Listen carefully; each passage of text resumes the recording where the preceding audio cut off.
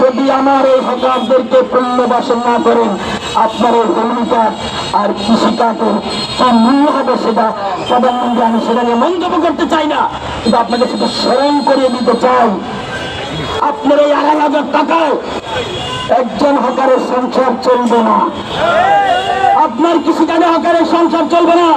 মাস শেষ ঈদগঞ্জ বাজার গত মাসের পর আমরা ৫ তারিখ থেকে ১০ তারিখের ভিতরে দেই।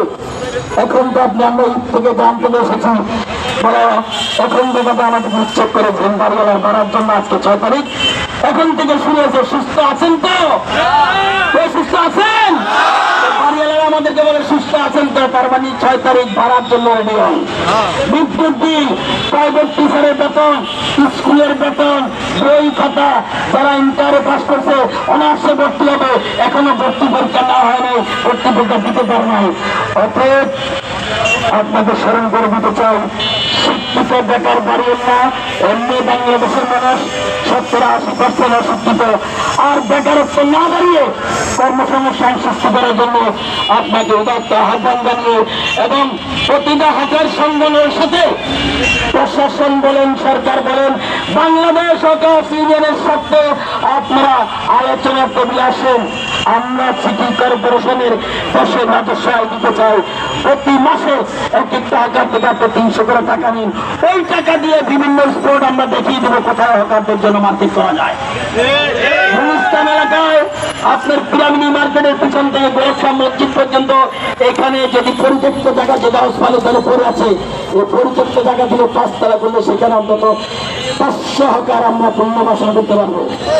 গুলিস্তান নাট্যমঞ্চ আট বক্সের পিছন থেকে পাতাল মার্কেট পর্যন্ত সেখান থেকে ১০০০ হকার পুনর্বাসন করে দেবো। পরিত্যক্ত জায়গা পড়ে আছে।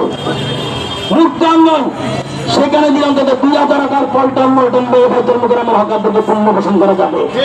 মাসে ৩০০ করে যদি এক একটা হকার থেকে টোকন দিয়ে এই টাকাটা কালেকশন করেন, ৫ বছরে আমার টাকা আমাকে মার্কেট করে দিয়ে পুনর্বাসন করতে পারবেন। যদি না করতে পারেন তাহলে ফুটপাতে আমরা যেখানে আছি সেখানে ২/৩ আমাদেরকে বসতে দেন, ১/৩ মানুষ হাঁটা চলা করবে, জনগণ চলবে, আমাদের ক্রেতারা আসবে। সেই প্রস্তাবটুকু রেখে আমরা রাস্তায় বসতে চাই না। আমাদের ফুটপাতে যারা হকার, বাংলাদেশ হকার্স ইউনিয়ন হকের অনেক হকারের হকার্স ইউনিয়নের কার্ড আছে, বাকি সদস্যের প্রয়োজনে আমাদের হকার ইউনিয়ন থেকে কার্ড করে নেবে। একেবারে জেনুইন হকার যারা, তাদেরকে আমরা কার্ড দিল। আপনারা তদন্ত করে দেখবেন বিগত মেয়রগুলোকে আমরা কিভাবে প্রস্তাব দিয়েছিলাম, ঘেরাও কর্মসূচি করছিলাম, ওনারা আমাদেরকে উচ্ছেদ করতে পারে নাই, কোনো ব্যবস্থা করতে পারে নাই। যার কারণে হকাররা হকারের জায়গায় আছে। ভবিষ্যতে আপনারা পুনর্বাসন না করা পর্যন্ত হকার থাকবে, পুনর্বাসন করবেন। আমরা স্বেচ্ছায় ফুটপাত ছেড়ে দিয়ে আমাদের যেখানে স্থান দিবেন পুনর্বাসন চলে যাবো। অন্যথায় ওই যে গরুয়াট নির্ধারণ করবেন, আজকে ব্রাহ্মণবাড়িয়া, কালকে গাবতলী, সেই গরুয়াটে হকার কিন্তু গরু না, রাষ্ট্রের একটা অংশ, তারা মানুষ, এদেশের নাগরিক। মনে রাখবেন, যারা দেশে ২০টি সিট পায় না, তারা ৭০টি সিট পেয়েছে শুধু আপনাদের গাফিলতির কারণে। আর যদি সামনে ভবিষ্যতে আবার গাফিলতি করেন, এলজিআইডি নির্বাচন, লোকাল নির্বাচন, সভায় নির্বাচন, ওয়ার্ড কাউন্সিলর, ইউনিয়ন কাউন্সিলর, সেখানে কিন্তু তার জবাবদিহিতা, তার প্রভাব পড়ে যাবে।